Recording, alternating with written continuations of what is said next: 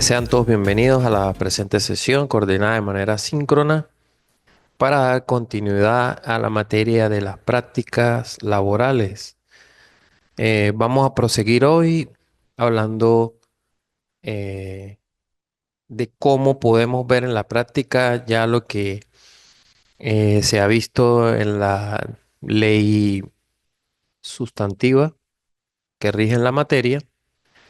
Y como sabemos, pues vamos a ver una parte sustancial para luego entrar a una un poco más, si se quiere, que trae más desarrollo y polémica. Pero vamos a hablar en cuanto a lo que es, en primera instancia, la jornada laboral. Recordemos que cuando hablamos de esta, vamos a hablar definitivamente de lo que es el tiempo eh, por el cual el trabajador va a estar a disposición eh, para una entidad de trabajo o para un patrón, cumpliendo responsabilidades y tareas que están a su cargo en todo lo que es el proceso eh, social del trabajo. El patrono, pues, no debe dejar a un lado lo que es lo relativo a los días y a las horas de descanso, y esto debe ser visible como uno de los requisitos. Ahora, esa jornada laboral tiene unos límites, sí, que ya ustedes lo han podido ver. En esos límites es muy importante. ¿Por qué? Porque si sabemos a qué horas comienza una jornada y a qué horas termina, pues sabemos si estamos en una jornada. En primer lugar, si es en el día, es completamente es diurna. Si tiene horas en el día y parte en la noche, jornadas mixtas. O si ya es en las horas de la noche, pues esa jornada se convertiría en nocturna. Recordemos que esta jornada en principio debe ser eh, en la semana, no debe exceder los 5 días, y pues el trabajador debe tener derecho a sus 2 días de descansos continuos y remunerados. Esto lo dice la ley en el 173. Evidentemente existe un reglamento parcial sobre el tiempo de trabajo, el cual esta parte cita la, si se quiere, la flexibiliza en algunos casos. Entonces, pero pues allí está la norma del 173. Debemos tener claro que desde las 5 de la mañana y hasta las 7 de la noche es esa jornada, esa jornada diurna. Entonces, esta jornada, cuando es diurna, no puede exceder de ¿cuántas horas? 8 horas. 8 horas diarias, la jornada diurna. La jornada nocturna, es decir, la que inicia luego de las 7 de la noche y finaliza a las 5 de la mañana, no puede exceder de 7 horas diarias, diarias, por supuesto, ni de 35 horas a la semana. Eh, Todas las prolongaciones que existan en la jornada nocturna en un horario diurno se consideran como nocturnas. Hay casos, sobre todo, es muy común en el caso de los vigilantes, por decir, en los cuales por X o Y motivo su jornada en algunas oportunidades excede las 12 horas, evidentemente violando eh, las estipulaciones de la ley y el reglamento, pero ocurre. Son cosas que se dan dentro de ciertas violaciones que se dan, y en esos casos, cuando un trabajador ya tiene más de 12 horas nocturnas o tiene ya trabajando una noche, independientemente de la hora que haya comenzado, pero que su labor termine, por decir, a las 9 de la mañana, pues no quiere decir que esas horas que pasó desde las 7 de la mañana hasta las 9 de la mañana van a ser diurnas. No, en ese caso, esa jornada que ya viene nocturna va a continuar siendo jornada nocturna. Entonces, esto es lo que nos quiere decir allí la legislación con respecto a la jornada. Ahora, hay casos en los que se trabaja parte diurno, parte nocturno. En estos casos, vamos a hablar de la jornada mixta y la misma no puede exceder de 7,5, o sea, 7 horas y media diarias, ni de 37 horas y media semanales.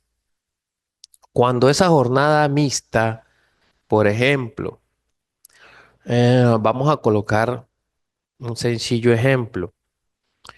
Si un trabajador inicia a las 12 del mediodía su trabajo y la misma culmina a las 11 de la noche, es decir, si trabajó en evidente violación, o pongámosle una jornada de 8 horas en las cuales comienza comienza a las 4 de la tarde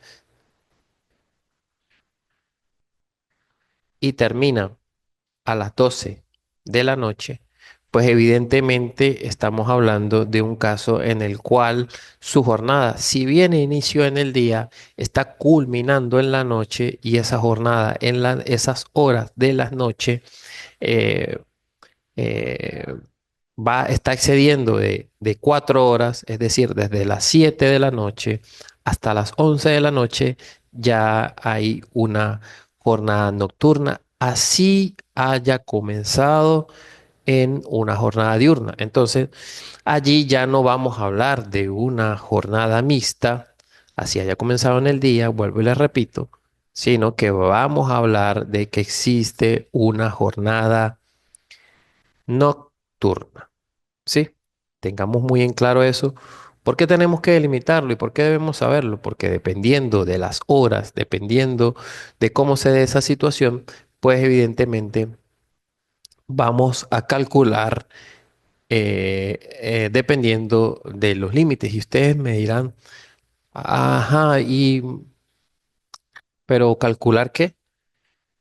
Bueno, no es lo mismo una jornada diurna en la cual lo que ganamos en el día lo dividimos entre 8 que una jornada nocturna en el cual lo que ganamos en el día lo dividimos entre 7 a los efectos de saber cuánto vale una hora de trabajo diurno.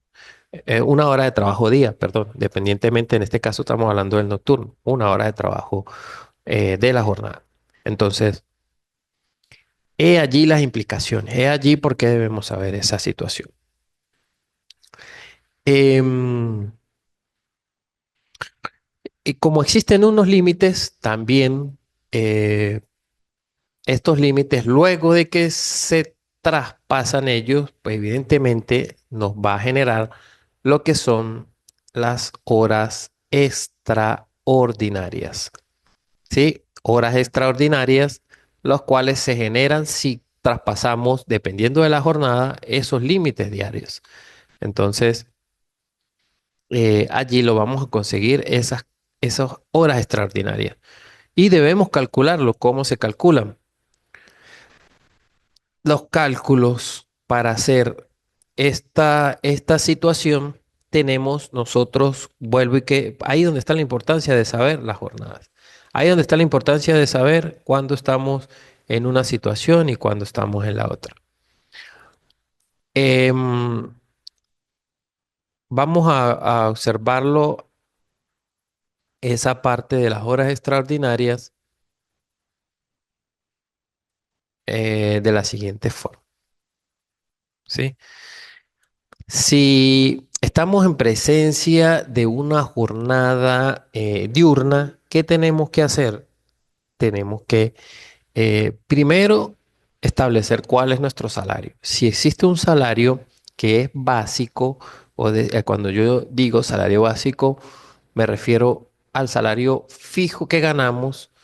El ejemplo, voy a colocar el ejemplo común o el ejemplo, si se quiere, en principio de los trabajadores del sector público, el cual tienen un salario básico que es un salario mínimo, en principio, ¿sí? Salario mínimo Es el salario básico. Pero si tiene otros agregados, otras incidencias, e inclusive otros bonos, dependiendo del tipo de bono, pues todo eso van a ser incidencias que conforman un salario que ya no es básico, sino que es un salario normal. Este salario, el salario normal y el salario básico pudiera ser mismo si es uno solo. Ahora, si hay una base y hay otras incidencias que se van agregando, pues el salario normal y este es el salario con el cual vamos a calcular los conceptos laborales, inclusive las horas extraordinarias y toda esa situación. Entonces, ¿cómo se calcula? Si estamos, por eso es que tenemos que saber las jornadas, porque una jornada diurna, evidentemente, para saber cuánto me vale una hora, tengo que saber el valor de mi salario diario entre el número de horas. Entonces, sabiendo cuál es mi salario, lo determino salario normal diurno, ¿sí? Eh, sabiendo cuánto gano en el día, yo lo voy a dividir en el caso del diurno entre el número de jornadas, entre el número de horas de la jornada. Es decir, yo gano 100 bolívares, ¿sí? Por decir, por llamarlo por ponerle algún número. Entonces, vamos y agarramos la calculadora y nosotros decimos, eh, en este ejemplo muy simplificado, 100, eh, primero tenemos que tener claro que el salario mensual lo tenemos que dividir entre 30, ¿sí?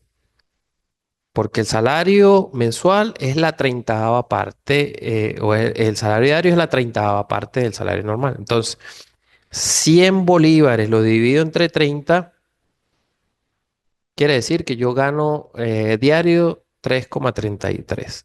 A ese 3,33 yo lo tengo que dividir entre el número de horas de lo que tiene mi jornada.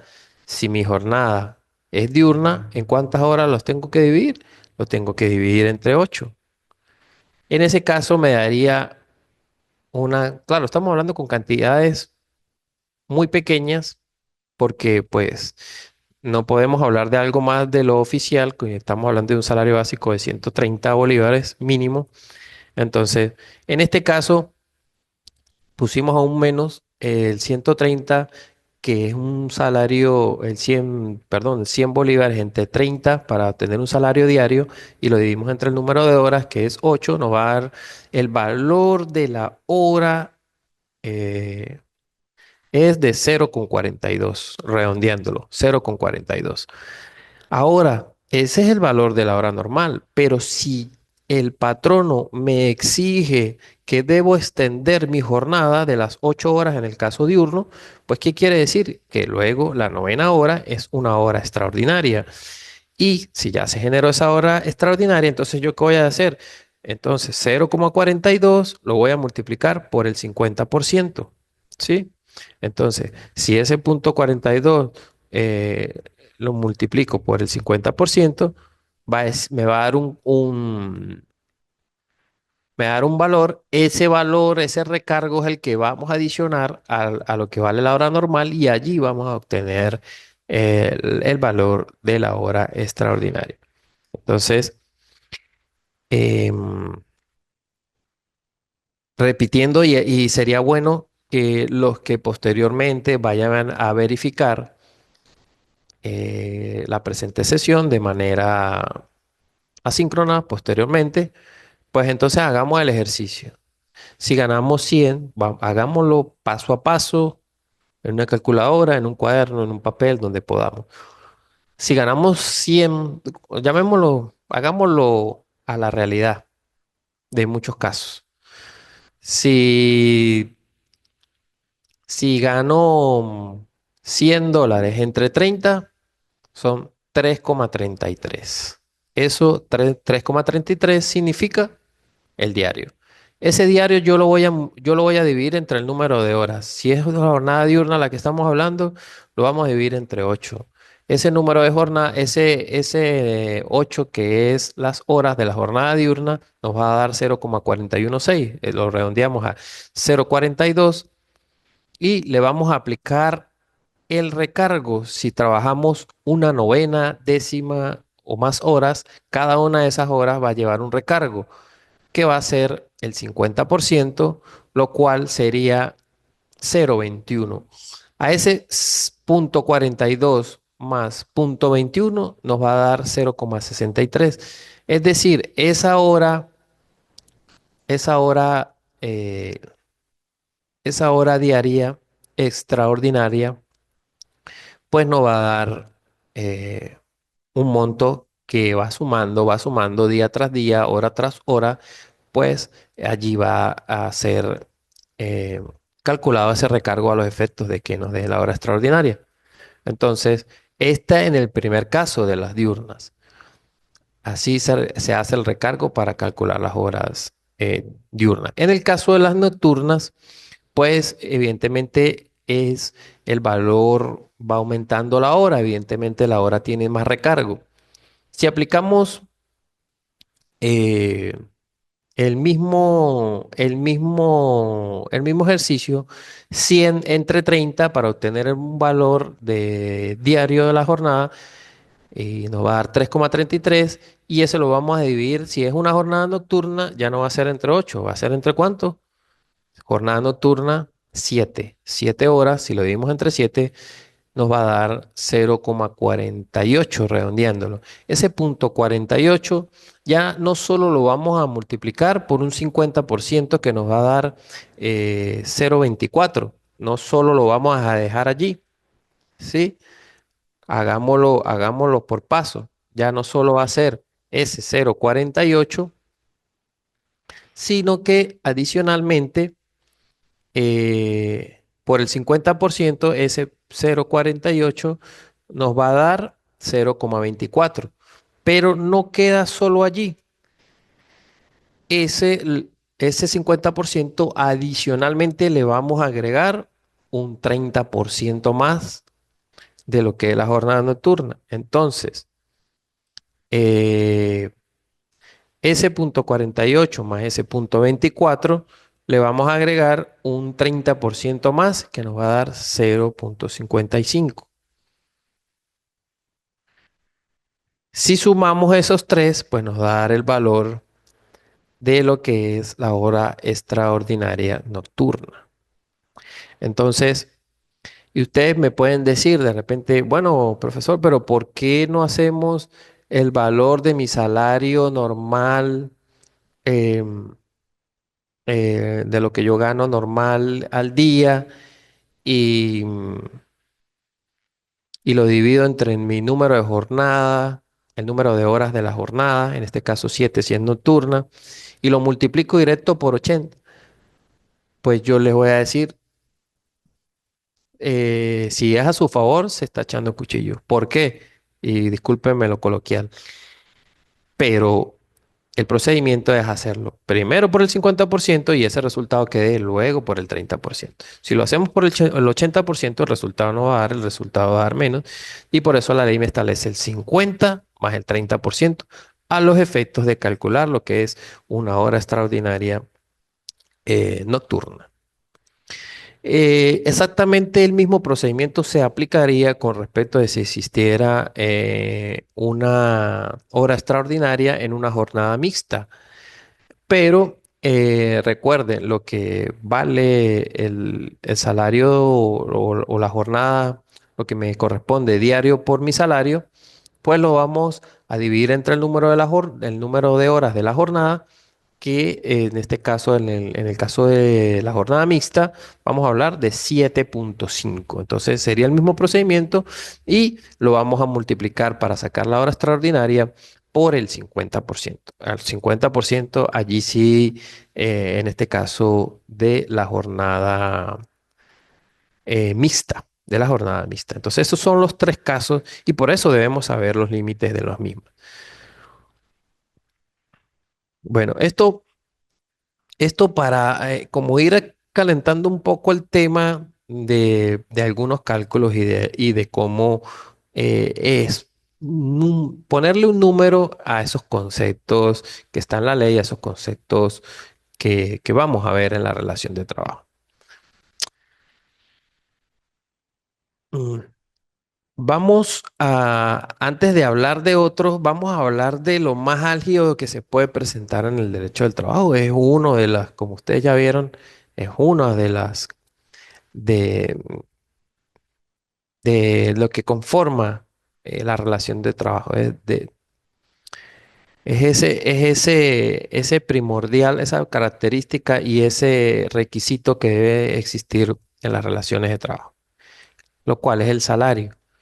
El salario, según la ley, es un concepto bastante amplio que ustedes lo han podido ver en el 104 de la LOT vigente del año 2012, en la cual, pues, evidentemente,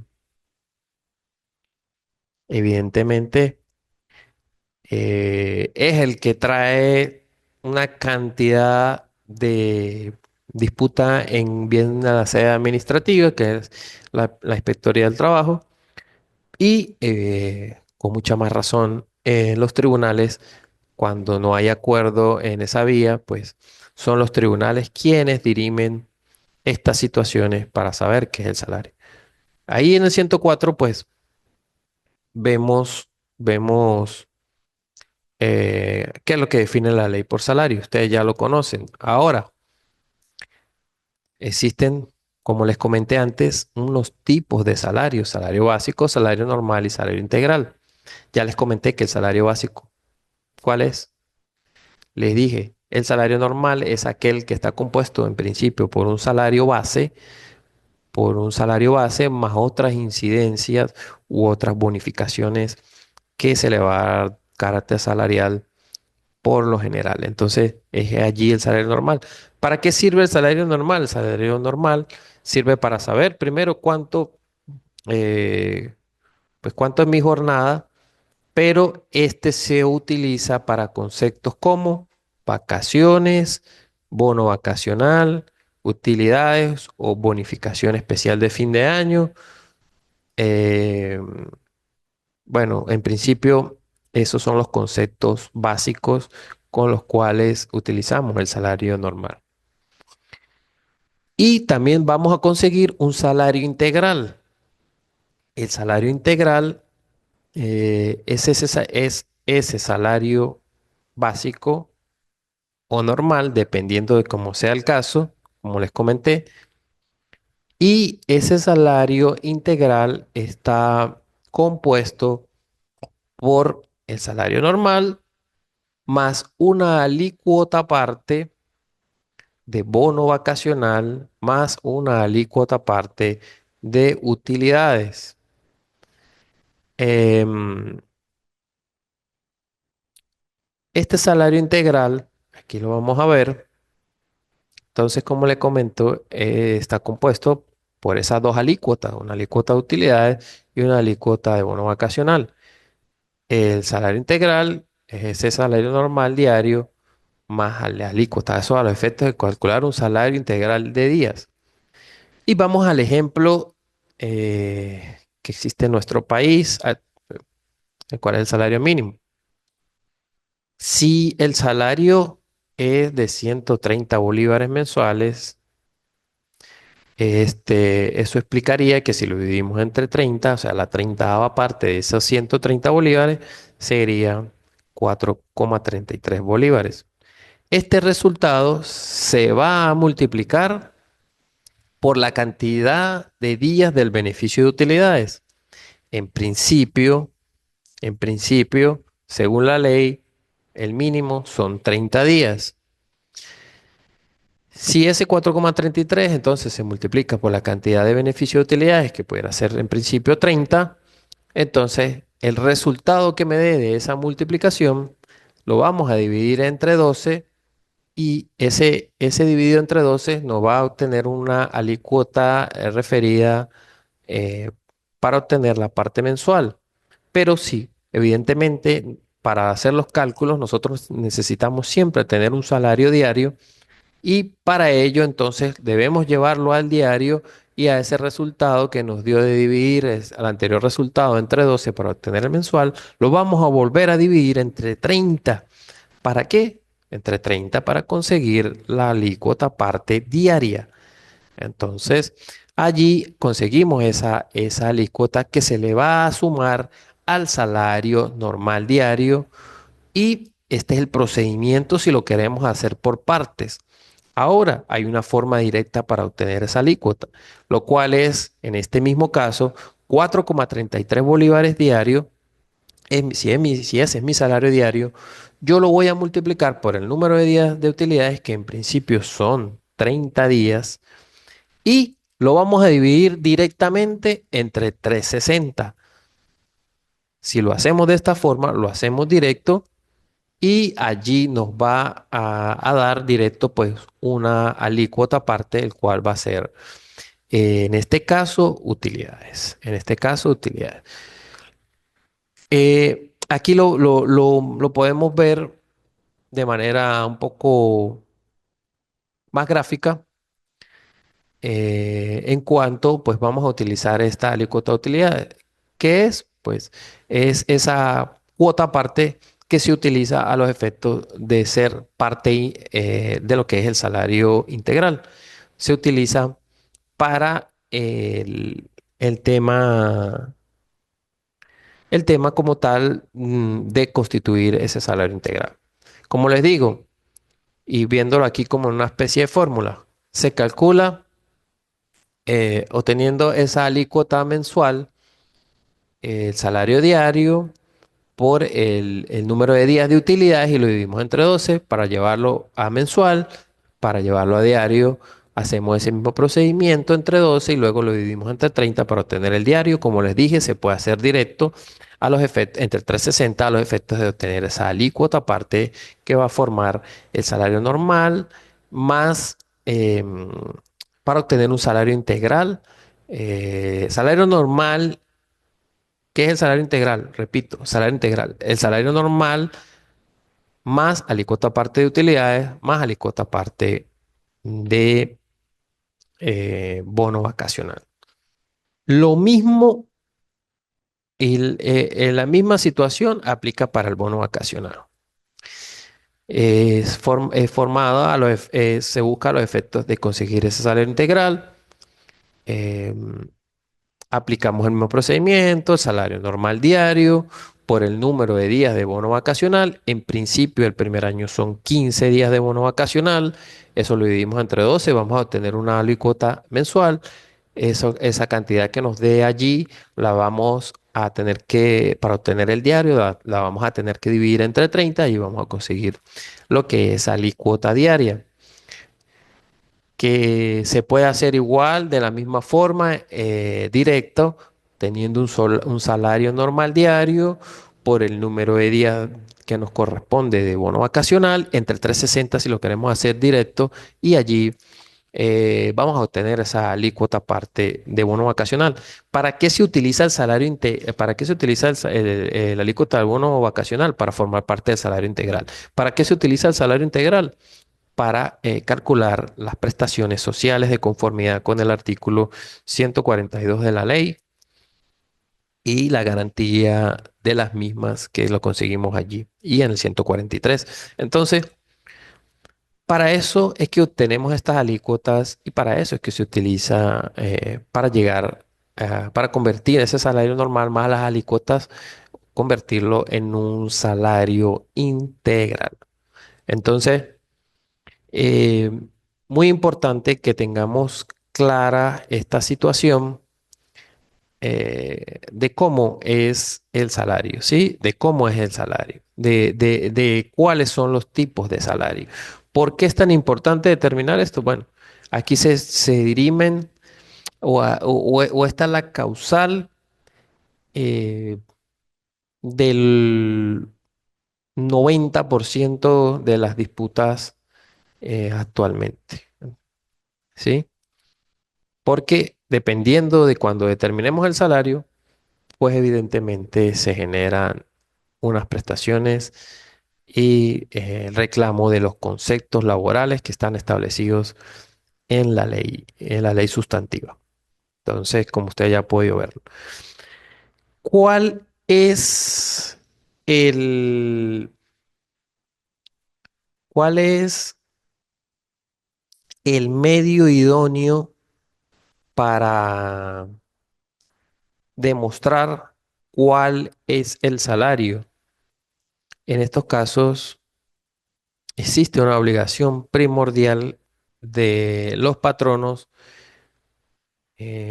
para demostrar cuál es el salario del trabajador. Y es una obligación principal y fundamental, la cual me la establece la ley y esta obligación es, eh, en principio, según la ley, obligación del patrono, de conformidad con el artículo 106, debe llevarse un recibo de pago.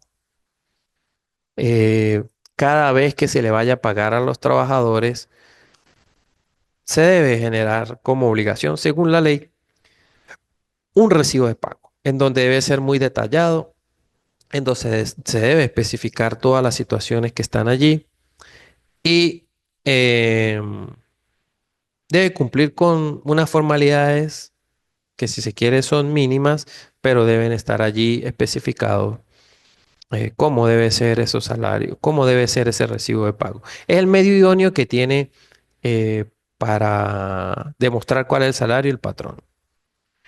Em, ¿Qué nos dice la ley? Que si el patrono incumple con llevar estos recibos de pago, va a ser presumir, salvo cualquier prueba en contrario, que el salario que alega el trabajador es el verdadero o el valedero. Ojo con esto. En principio, si un patrono no tiene un recibo de pago y el trabajador dice, gano tanto y no hay un recibo de pago, se da por cierta, en principio, lo que el trabajador está afirmando que ganaba. Entonces, es fundamental e importantísimo que las entidades de trabajo o cualquier patrono pues lleve su recibo de pago para evitar males posteriores.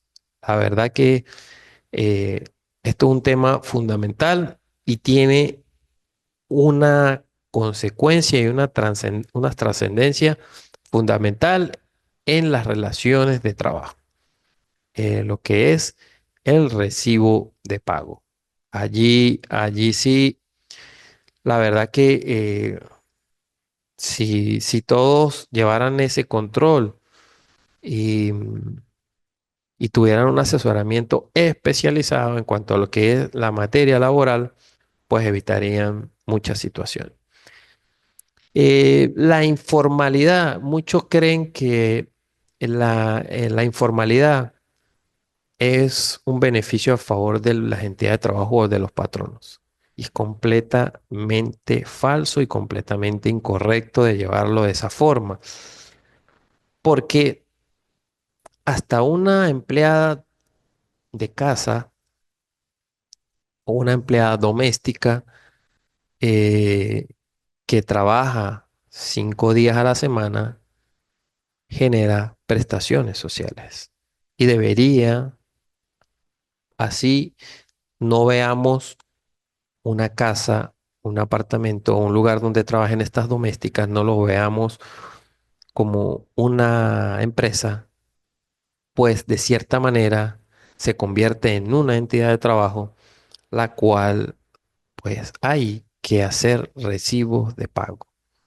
Si se dan las circunstancias de las relaciones, los requisitos y las características de las relaciones de trabajo que ustedes ya han visto y que yo les comenté, les reafirmé en la anterior sesión. Entonces, fundamental el tema de los recibos de pago para determinar esta situación. ¿Para qué se utiliza este salario integral? ¿Para qué se utiliza este salario integral? Como les comenté, principalmente para obtener las prestaciones sociales. Cuando hay un despido, como consecuencia de ello, el salario integral también nos va a ayudar porque la cantidad que me da o sí, que me da como resultado, la operación que me da como resultado de las prestaciones sociales va a ser la misma con la cual se va a aplicar a los efectos de pagar las indemnizaciones en los casos de despido injustificado de conformidad con el artículo 92 de la ley. Entonces, básicamente para eso es el salario integral, más nadita, solamente para esas situaciones de gran trascendencia en las relaciones de trabajo. Entonces, para que tengamos allí en cuenta esa situación. Entonces, em, vamos vamos a ver si podemos continuar aquí. Ya está, lo vimos de la jornada. Vamos a hacer un pequeño ejercicio práctico, bueno, para los que posteriormente verificarán y con esto cerramos la presente sesión, ya viendo un poco esa pequeña sustentación eh,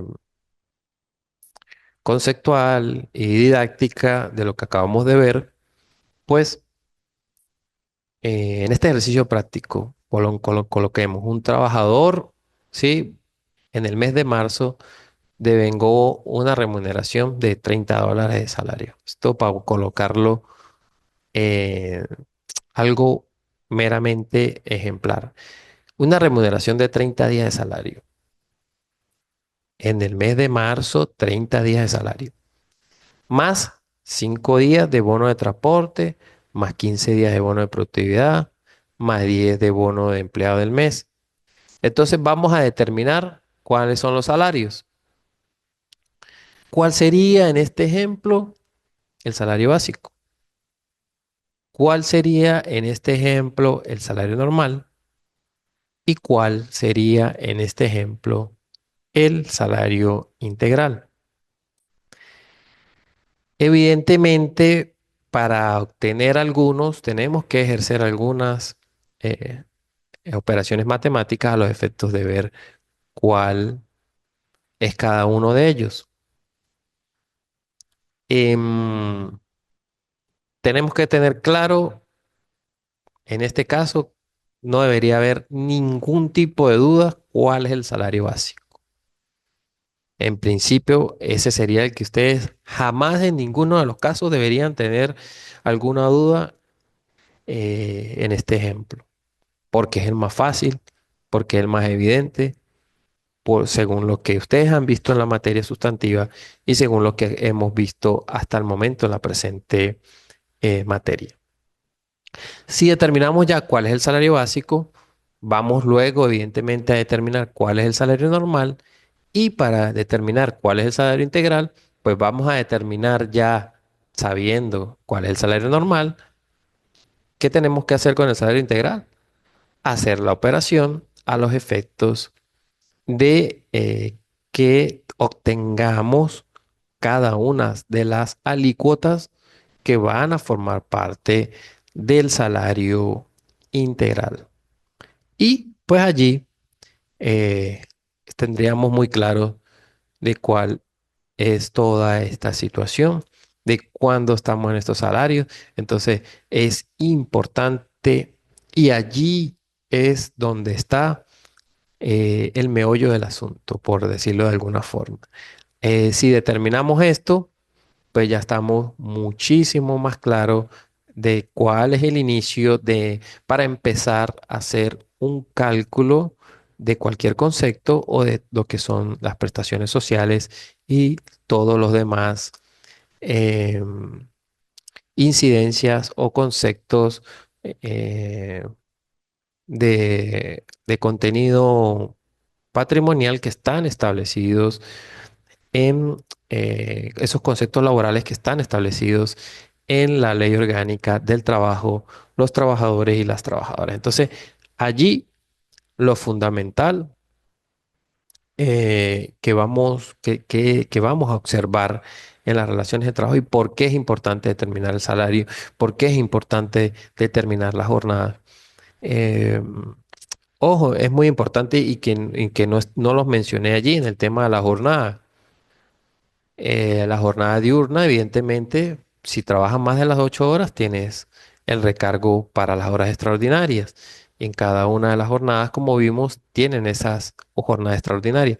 Pero muy importante, en la nocturna, cuando ya hay una jornada nocturna, no solo se genera cuando sobrepasan las 7 horas diarias, no solo se generan horas extraordinarias, sino cuando estamos en jornada nocturna, ese tipo de labor lleva un bono adicional, el cual está establecido en la ley, como lo es el bono nocturno.